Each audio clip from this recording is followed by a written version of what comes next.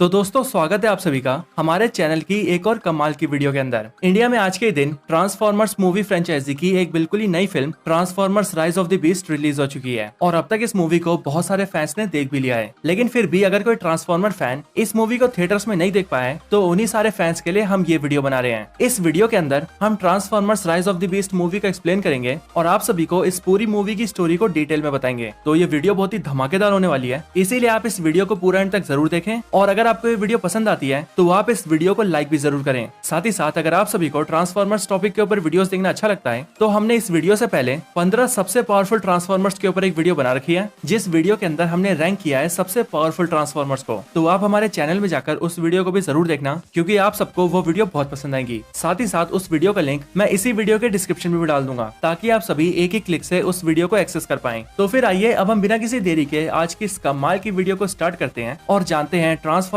Rise of the beast movie की story को। Zombie apocalypse.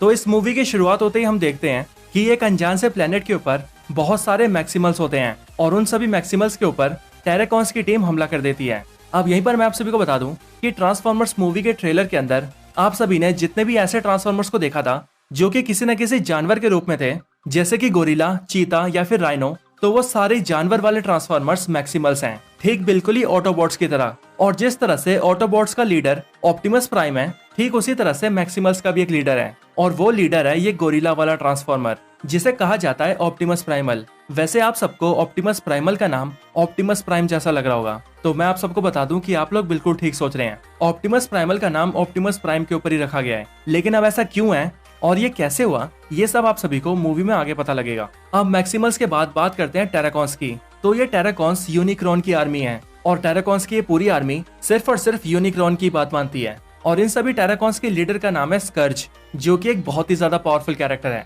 अब मूवी के अंदर हम ये देखते हैं कि इस अनजान से प्लेनेट के ऊपर जहाँ पर मैक्सिमल्स रहते हैं, वहां पर यूनिक्रॉन अपनी टीम के साथ मिलकर, यानी कि सारे टेराकॉन्स के साथ मिलकर उन सब के ऊपर अटैक कर देता है। और क्योंकि यूनिक्रॉन खुद एक प्लेनेट से भी ज्यादा बड़ा है, इसीलिए वो इस प्लेनेट के अंदर टेराकॉन्स को भेजता है, ताकि टेराकॉन्स मैक्सिमल्स के हाथों से एक की को ले आए, एक ऐसी की यानी कि एक ऐसी चाबी जो कि यूनिक्रॉन को चाहिए। और अगर यूनिक्रॉन ने इस चाबी को हासिल कर लिया तो फिर वो इस चाबी की मदद से टाइम और स्पेस के एक पोर्टल को खोल सकता है, और फिर वो उस पोर्टल के जरिए किसी भी प्लेनेट के पास जा सकता है और उस प्लेनेट को खा सकता है। इसके साथ ही इस पोर्टल के जरिए वो न सिर्फ पास्ट में जा सकता है बल्कि कई साल आगे फ्यूचर में भी जा सकता है। और ये तो आप सभी जानते हैं कि यूनिक्रॉन प्लैनेट्स को खाता है, बिल्कुल गैलेक्टस की तरह, और इसी से उसकी भूख शांत होती है। और मैक्सिमल्स ये जानते हैं कि अगर यूनिक्रॉन के हाथ में ये चाबी आ गई तो फिर वो पूरे यूनिवर्स को ही मिटा देगा, इसीलिए मैक्सिमल्स इस चाबी की हिफाजत कर रहे हैं। अब जब टेराकॉन्स मैक्सिमल्स के हाथों से चाबी लेने जाते हैं तब उन दोनों आर्मीज के बीच बहुत खतरनाक फाइट होती है। लेकिन आखिर में मैक्सिमल्स का जो लीडर होता है,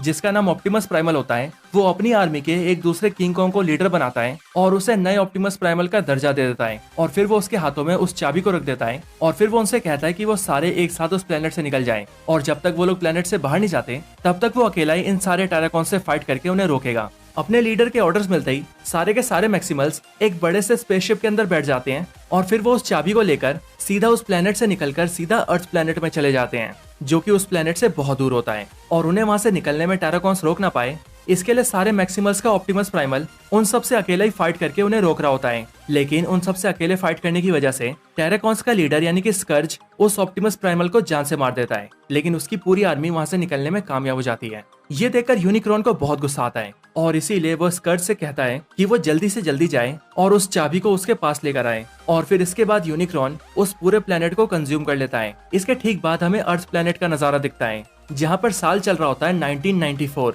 यानी कि पिछली बम्बल मूवी से 7 साल आगे, क्योंकि बम्बल बी मूवी की स्टोरी साल 1984 की होती है और ये मूवी साल 1994 में है। यहीं पर न्यूयॉर्क शहर के अंदर हम एक जवान से लड़के को देखते हैं जिसका नाम होता है नोआ। नोआ अपने घर में अपनी छोटी सी फैमिली के साथ रहता है और इसकी फैमिली के अंदर इसकी मदर और एक छोटा भाई होते हैं। लेकिन हमें पता चलता है कि नोआ के छोटे भाई को सीरियस मेडिकल प्रॉब्लम्स है और इसीलिए उसका बड़े हॉस्पिटल में इलाज भी चल रहा है। लेकिन क्योंकि नोआ के पास कोई जॉब नहीं है और ना ही उसकी फैमिली ज्यादा पैसे वाली है, इसीलिए उसके भाई के इलाज में बहुत प्रॉब्लम्स आ रही हैं। और क्योंकि नोआ ने अपने भाई के इलाज के 3 महीने से पैसे नहीं दिए हैं, इसीलिए अब डॉक्टर्स ने उसके भाई का इलाज करने से भी मना कर दिया है। ये सब देखने के बाद नोवा एक जॉब इंटरव्यू के लिए जाता है और वो ये कोशिश करता है कि वो किसी भी तरह से इस जॉब को हासिल कर ले ताकि वो कुछ पैसे कमा सके और अपने भाई का इलाज करा सके। लेकिन हम ये देखते हैं कि नोवा को वो जॉब नहीं मिलती और उसे ये बोलकर जॉब के लिए रिजेक्ट कर दिया जाता है कि वो एक टीम के साथ मिलकर काम करने के काबिल नहीं है। जॉब से रिजेक्ट होने के बाद नोवा अपने एक दोस्त से मिलता है, लेकिन नोवा का ये दोस्त एक चोर होता है और इसीलिए वो नोवा से कहता है कि अगर वो अपने भाई का इलाज कराने के लिए पैसे चाहता है तो उसे उसके साथ मिलकर एक चोरी करनी होगी।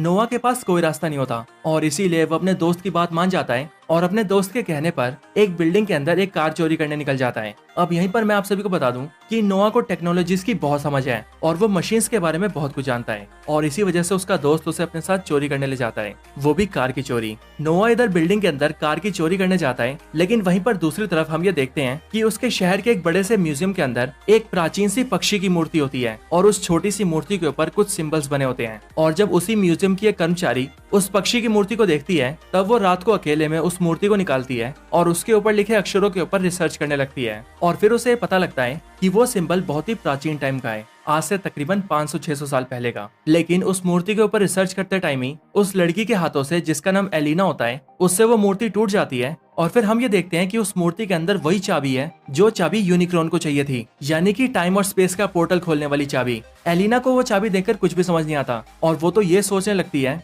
कि उसने गलती से इस मूर्ति को तोड़ दिया है। लेकिन जैसे ही मूर्ति के टूटने के बाद चाबी बाहर निकलती है, वैसे ही कुछ ही देर में वो चाबी चमकने लगती है और फिर तभी उस चाबी के अंदर से एक बहुत जोर की लाइट निकलती है, एक ऐसी लाइट जो कि आसमान में हर तरफ चमकने लगती है। लेकिन वो एक ऐसी मिस्टिकल लाइट होती है जो कि किसी भी इंसान को नहीं दिखती, बल्कि वो दिखती है ऑटोबॉट्स को। उसी लाइट को ऑप्टिमस प्राइम देखता है जो कि उस टाइम पर अपने ट्रक वाले फॉर्म में होता है और फिर उस लाइट को देखते ही वो ये समझ जाता है कि वो लाइट उसी चाबी से आ रही है जो चाबी टाइम और स्पेस में पोर्टल खोल सकती है। अब यहीं पर मैं आप सभी को बताना चाहूंगा कि वो चाबी इतनी पावरफुल है कि वो पूरे यूनिवर्स में किसी को भी कहीं भी टेलीपोर्ट कर सकती है और साथ ही साथ टाइम में भी कहीं भी ले जा सकती है। और ऑटोबॉट्स भी ये बात जानते हैं कि यूनिक्रॉन उस चाबी के पीछे पड़ा है, लेकिन ऑटोबॉट्स को ये भी पता है कि अगर वो लोग किसी तरह से उस चाबी को हासिल कर लेंगे तो वो सब उसकी मदद से अपने ग्रह पर वापस जा सकते हैं, यानी कि साइबरट्रॉन पर। उस चाबी से निकलती लाइट को देखते ही ऑप्टिमस प्राइम सारे ऑटोबॉट से कम्युनिकेट करता है और उन सभी को अपने बेस पर आने के लिए कहता है, यानी कि अपने अड्डे पर। और फिर ऑप्टिमस प्राइम का सिग्नल मिलते ही हम ये देखते हैं कि सारे ऑटोबॉट्स जो कि कार और बाइक्स के फॉर्म में अलग अलग जगहों पर छुपे हुए थे, वो एक एक करके बाहर आने लगते हैं और सीधा अपने अड्डे की तरफ निकल जाते हैं। इसके बाद दूसरी तरफ हम नोआ को देखते हैं जो कि कार को चोरी करने के लिए एक कार के अंदर घुस जाता है। लेकिन जैसे ही वो उस कार के अंदर घुसता है वैसे ही हमें पता लगता है कि वो कार भी एक ट्रांसफॉर्मर है और इसीलिए कार में घुसते ही जैसे ही नोआ कार को स्टार्ट करने की कोशिश करता है वैसे उस कार के अंदर से ऑप्टिमस प्राइम की आवाज आती है जो कि उस कार को कहती है, मिराज तुम्हें जल्दी से जल्दी अड्डे पर आना है। और फिर यहीं से हमें पता लगता है कि इस ट्रांसफॉर्मर का नाम मिराज है। ये आवाज सुनकर नोआ को तो कुछ भी समझ नहीं आता और वो ये सोचने लगता है कि ये आवाज उस कार की रेडियो से आई होगी। लेकिन ऑप्टिमस प्राइम का सिग्नल मिलते ही मिराज वहीं पर स्टार्ट हो जाता है और वो तेजी से भागते हुए नोआ को लेकर सीधा अपने अड्डे पर जाता है। इसके बाद हम ये देखते हैं कि एक एक करके सारे ऑटोबॉट्स अपने अड्डे पर इकट्ठा होते हैं। लेकिन फिर यहीं पर ऑप्टिमस प्राइम जैसे ये देखता है कि मिराज वहाँ पर एक इंसान को लेकर आया है, वैसे ही वो मिराज के ऊपर गुस्सा होता है और वो उससे कहता है कि तुम इंसान को क्यों लाए हो। लेकिन मिराज जो कि बहुत मजाकिया होता है वो ऑप्टिमस प्राइम से कहता है कि चिंता करने वाली कोई बात नहीं है, क्योंकि जब ये लड़का मेरे अंदर बैठा था तब मैंने इसकी बातें सुनी थी और ये लड़का बहुत अच्छा है, इसीलिए हम इसके ऊपर भरोसा कर सकते हैं। इसके बाद ऑप्टिमस प्राइम सारे ऑटोबॉट से कहता है कि वो सभी 7 सालों से धरती पर हैं और इन 7 सालों में उन्हें अपने ग्रह पर वापस जाने का कोई मौका नहीं मिला। लेकिन अब उनके पास एक मौका है, क्योंकि अब उन्हें पता है कि वो चाबी इसी शहर के पास के म्यूजियम के अंदर है और अगर वो चाबी उन्हें मिल गई तो वो उसकी मदद से अपने ग्रह वापस जा सकते हैं। पर ऑप्टिमस प्राइम सभी से कहता है कि ये काम उन सबको चुपके करना होगा और क्योंकि वो सभी बहुत बड़े हैं इसीलिए उन सबका चुपके से उस म्यूजियम के अंदर जा पाना बहुत मुश्किल है। ये सुनते ही मिराज उन सब से कहता है कि उनका ये इंसान दोस्त उन सब की मदद कर सकता है और मिराज ये जानता है कि इसे अपने भाई के इलाज के लिए बहुत सारे पैसे चाहिए और इसीलिए वो नोआ से कहता है कि अगर वो उनकी मदद करेगा और उस चाबी को म्यूजियम से निकालकर उन सबको दे देगा तो वो नोआ को बहुत सारे पैसे देंगे ताकि वो अपने भाई का इलाज करा सके। और फिर ये सुनते ही नोआ इस ऑफर को मान जाता है और सभी ऑटोबॉट्स के साथ मिलकर उस चाबी को लेने के लिए म्यूजियम में चला जाता है। सारे ऑटोबॉट्स मिलकर नोआ को म्यूजियम में घुसा देते हैं, लेकिन नोआ जैसे म्यूजियम के अंदर जाता है वैसी वो ये देखता है कि वो चाबी एलिना के हाथों में है। नोआ एलिना को समझाता है कि वो चाबी बाहर खड़े बहुत सारे बड़े बड़े रोबोट्स की है और इसीलिए वो इस चाबी को लेने आए ताकि वो इस चाबी को उन्हें सौंप सके। लेकिन एलिना उस पर भरोसा नहीं करती और नोआ के हाथों में चाबी देने से मना कर देती है। लेकिन फिर तभी हम ये देखते हैं कि उस म्यूजियम के बाहर ऑटोबॉट्स के साथ साथ टेराकॉन्स भी आ जाते हैं और उन्हीं के साथ होता है उनका लीडर स्कर्ज। और फिर एलिना जैसे ही खिड़की से उन सबको देखती है वैसी वो उन्हें देखकर डर जाती है और इसीलिए वो उस चाबी को नोआ को दे देती है और उससे कहती है कि तुम लोगों से मेरा कोई लेने देना नहीं है। स्कर्ज स्कर्ज और उसकी आर्मी पूरे म्यूजियम को ब्लास्ट कर देते हैं और उस चाबी को ढूंढने की कोशिश करते हैं, लेकिन एलिना और नोआ किसी तरह से चाबी को लेकर म्यूजियम के बाहर आ जाते हैं और फिर उसी चाबी को बचाने के लिए ऑटोबॉट्स और टेराकॉन्स के बीच में फाइट स्टार्ट हो जाती है और ये दोनों टीम्स चाबी को हासिल करने में लग जाते हैं। इसी फाइट के अंदर स्कर्ज ऑप्टिमस प्राइम से फाइट करता है और वो ऑप्टिमस प्राइम को बहुत बुरी तरह से मारता है और फिर वो ऑप्टिमस प्राइम की जान लेने ही वाला होता है कि तभी वहाँ पर बम्बल भी आकर स्कर्ज को रोक देता है, लेकिन स्कर्ज बम्बल बी को पकड़कर उसे जान से मार देता है और फिर इसके बाद वो सारे ऑटोबॉट्स को हरा देता है और फिर वो चाबी को लेकर वहाँ से भाग जाता है। स्कर्ज और उसकी आर्मी के वहाँ से जाने के बाद एलिना और नोआ सारे ऑटोबॉट से पूछते हैं कि आखिर वो लोग कौन थे और वो लोग इस चाबी के पीछे क्यों पड़े हैं, और फिर इसी का जवाब देते हुए ऑटोबॉट्स उन दोनों को बताते हैं कि वो एक ऐसी चाबी है जिसके जरिए टाइम और स्पेस में एक पोर्टल खोला जा सकता है और फिर उसके जरिए कहीं भी जाया जा सकता है और हम उस चाबी का इस्तेमाल करके अपने घर जाना चाहते हैं, यानी कि अपने प्लेनेट साइबरट्रॉन में। लेकिन वही चाबी यूनिक्रॉन नाम के एक दुश्मन को भी चाहिए और ये सारे टेराकॉन्स उसी के आदमी थे जो कि उसके लिए इस चाबी को लेने आए थे। और अगर यूनिक्रॉन को ये चाबी मिल गई तो वो तुम्हारे इस अर्थ प्लेनेट के साथ साथ यूनिवर्स के बहुत सारे प्लैनेट्स को डिस्ट्रॉय कर देगा और उन सारे प्लैनेट्स को खा जाएगा। लेकिन यहीं पर ऑटोबॉट्स उन दोनों को बताते हैं कि वो चाबी पूरी नहीं बल्कि आधी है और इसीलिए अभी यूनिक्रॉन कुछ नहीं कर सकता क्योंकि अभी भी चाबी का आधा हिस्सा उसे ढूंढना बाकी है। चाबी के 2 टुकड़े होने वाली बात सुनकर एलिना सारे ऑटोबॉट से कहती है कि वो चाबी जिस मूर्ति के अंदर थी उसने उस मूर्ति के ऊपर लिखे निशानों के ऊपर रिसर्च की थी और उस निशानों को पढ़ने के बाद उसे पता लगा था कि वो सिंबल्स पेरू देश के एक प्राचीन से मंदिर की ओर इशारा कर रहे थे और इसीलिए मुझे ऐसा लगता है कि चाबी का दूसरा हिस्सा पेरू देश के उसी प्राचीन मंदिर में होगा।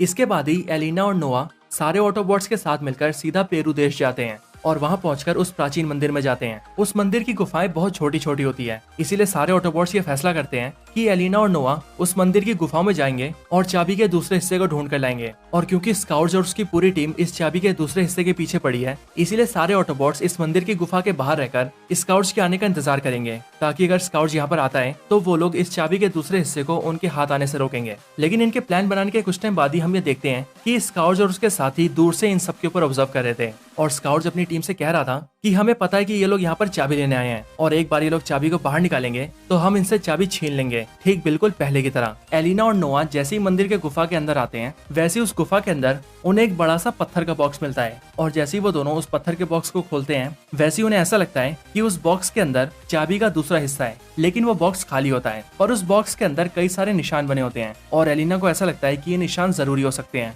इसीलिए वो उन निशानों को कॉपी कर लेती है और अपनी कॉपी के अंदर नोट डाउन कर लेती है। लेकिन गुफा के बाहर स्कर्ज अपनी आर्मी के साथ खड़ा होता है और उसे ऐसा लगता है कि एलिना और नोआ को चाबी का दूसरा हिस्सा मिल गया है और इसीलिए वो अपनी आर्मी के एक छोटे से मेंबर को उस गुफा के अंदर भेजता है ताकि वो उन दोनों को मारकर चाबी के हिस्से को स्कर्ज के पास ले आए। लेकिन स्कर्ज की आर्मी का वो बंदा जैसे ही एलिना और नोआ के पास आता है वैसे ही उसे देखकर नोआ अपने कम्युनिकेशन डिवाइस के जरिए मिराज को ये बता देता है कि वहाँ पर स्कर्ज अपनी आर्मी के साथ आ चुका है और उसके एक बंदे ने उन पर अटैक कर दिया है। इसके बाद ही सारे ऑटोबॉट्स एक्टिव हो जाते हैं और वो वहाँ पर स्कर्ज और उसकी टीम को ढूंढकर उन्हें पेलने लगते हैं और फिर ऑटोबॉट्स और टेराकॉन्स के बीच एक बार फिर से फाइट होने लगती है। इधर एलिना और नोआ स्कर्ज के भेजे हुए बंदे से बचते हुए गुफा से बाहर निकल जाते हैं, लेकिन वो गुफा के एक ऐसे रास्ते से बाहर आते हैं जो रास्ता उन्हें सीधा जंगल की तरफ ले जाता है। पर वो लोग जैसे ही जंगल में पहुंचते हैं वैसे ही उन दोनों को कई सारे मैक्सिमल्स घेर लेते हैं और उन सारे मैक्सिमल्स में होता है गोरिल्ला ट्रांसफॉर्मर यानी कि ऑप्टिमस प्राइमल, चीटोर जो कि एक चीता ट्रांसफॉर्मर है और राइनॉक्स जो कि एक राइनो ट्रांसफॉर्मर है। लेकिन तभी वहाँ पर सारे ऑटोबॉट्स भी आ जाते हैं और ऑप्टिमस प्राइम वहाँ पर आकर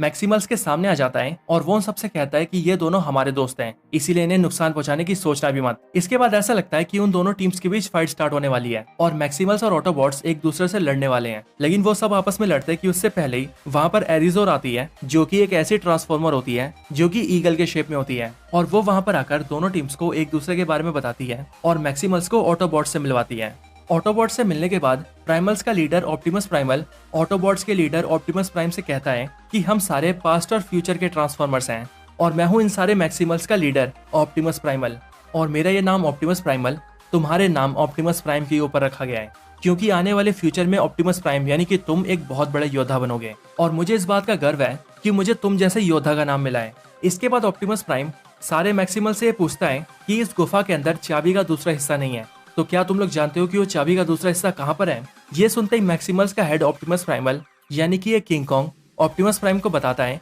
कि मैं जानता था कि उस गुफा के अंदर से कभी न कभी कोई चाबी निकालने की कोशिश करेगा और इसीलिए मैंने चाबी को कहीं और छुपा दिया है। इसके बाद वो सभी को अपने साथ आने के लिए कहता है और फिर वो सभी को लेकर सीधा एक कबीले के पास जाता है और उस कबीले के हेड से लोकल लैंग्वेज में बात करता है, जिसके बाद उस कबीले का वो हेड अपने घर के अंदर से उस चाबी का दूसरा हिस्सा लेकर आता है और फिर वो चाबी के दूसरे हिस्से को लेकर ऑप्टिमस प्राइमल सभी को बताता है कि वो सब इस कबीले के साथ काफी टाइम से रह रहे हैं और इसीलिए उन सबको इस कबीले के ऊपर भरोसा है और इसी वजह से उसने चाबी को भी यहीं पर छुपाया था। चाबी के दूसरे हिस्से को लेने के बाद वो सभी वहां से जा रहे होते हैं, लेकिन फिर तभी उनके ऊपर स्कर्ज अपनी टीम के साथ अटैक कर देता है और फिर उन सबके बीच फाइट स्टार्ट हो जाती है। इस हमले को देखकर ऑप्टिमस प्राइम और ऑप्टिमस प्राइमल दोनों मिलकर चाबी के दूसरे हिस्से को नोआ के हाथों में सौंप देते हैं और वो एलिना और नोआ से कहते हैं कि वो दोनों इस चाबी के दूसरे हिस्से को लेकर यहाँ से बहुत दूर भाग जाएं। बाकी तब तक स्कर्ज और उसकी टीम को वो लोग संभाल लेंगे। लेकिन इसी लड़ाई के दौरान एराजोर जो कि ईगल ट्रांसफॉर्मर है वो स्कर्ज से जाकर फाइट करती है, लेकिन फाइट के दौरान ही स्कर्ज एराजोर के ऊपर एक डिवाइस फेंक कर मारता है और उस डिवाइस के लगते ही एराजोर काफी ज्यादा जख्मी हो जाती है। लेकिन असल में वो एक ऐसा डिवाइस होता है जिसके जरिए स्कर्ज एराजोर के ऊपर हावी होने लगता है और वो उसके दिमाग को अपने कंट्रोल में करने लगता है। इस फाइट के अंदर ऑटोबॉट्स और मैक्सिमल्स मिलकर स्कर्ज और उसकी टीम को दूर भगा देते हैं। इसके बाद हम ये देखते हैं कि एलिना और नोआ दोनों मिलकर चाबी के दूसरे हिस्से को लेकर काफी दूर आ जाते हैं, लेकिन फिर तभी एराजोर के दिमाग के ऊपर स्कर्ज हावी होने लगता है और वो उसे अपने कंट्रोल में कर लेता है। जिसके बाद एराजोर सीधा उड़कर एलिना और नोआ के पास जाती है और उनसे चाबी के दूसरे हिस्से को ले लेती है और फिर वो उसे ले जाकर सीधा चाबी के दूसरे हिस्से को स्कर्ज को दे देती है। जिसके बाद स्कर्ज अपनी टीम के साथ वहां से निकल जाता है और फिर इसी के साथ स्कर्ज के हाथों में चाबी के दोनों हिस्से आ जाते हैं। ये देखकर सारे ऑटोबॉट्स और मैक्सिमल्स स्कर्ज का पीछा करने लगते हैं और वो उसे रोकने के लिए चाहते हैं, लेकिन सभी को अपने पीछे आता देखकर स्कर्ज एराजोर के दिमाग के ऊपर कंट्रोल करता है और उसे मैसेज देता है कि वो उसे यहाँ से निकलने दे और जब तक वो वहाँ से निकल नहीं जाता तब तक वो ऑटोबॉट्स और मैक्सिमल्स के ऊपर अटैक करें। इसके बाद ही एराजोर अपने दोस्तों के ऊपर ही हमला कर देती है और स्कर्ज के काबू में होने की वजह से